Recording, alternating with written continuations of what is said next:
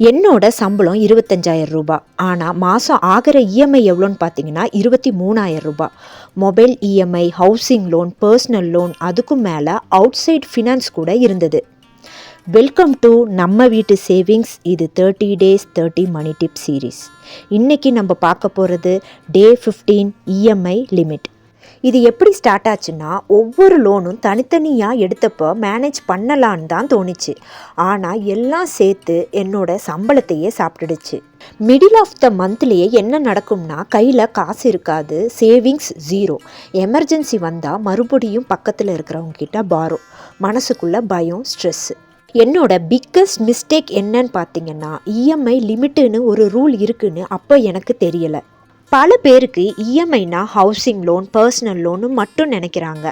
ஆனால் உண்மை என்னென்னா, mobile EMI, credit card EMI, out சைட்லேருந்து நம்ம வாங்குகிற ஃபினான்ஸ், ஆப்லேருந்து வாங்கக்கூடிய லோன்ஸ் எல்லாமே இஎம்ஐ தான். ரூல் என்னன்னு பார்த்தீங்கன்னா, எல்லாத்தையும் சேர்த்து தான் இஎம்ஐ லிமிட்டு கால்குலேட் பண்ணணும்.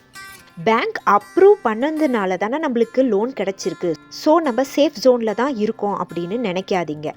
பேங்க்குக்கு நம்ம கிட்டேருந்து வர இன்ட்ரெஸ்ட் தான் முக்கியம்.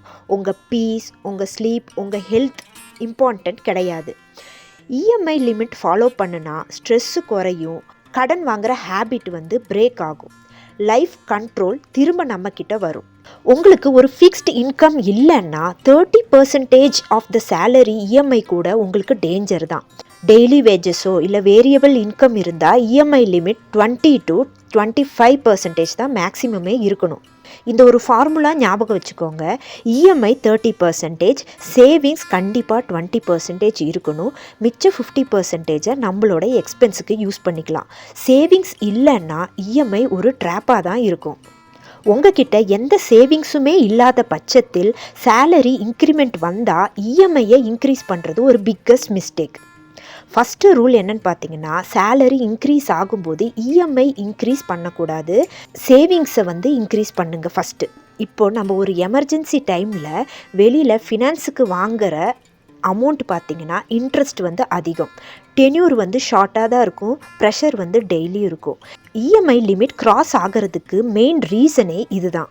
புது இஎம்ஐ எடுக்கணும்னா 1 month வெயிட் ரூல். ஒரு மாதம் வெயிட் பண்ணியும் இஎம்ஐ நீடுன்னு தோணுச்சுன்னா தான் கன்சிடர் பண்ணணும்.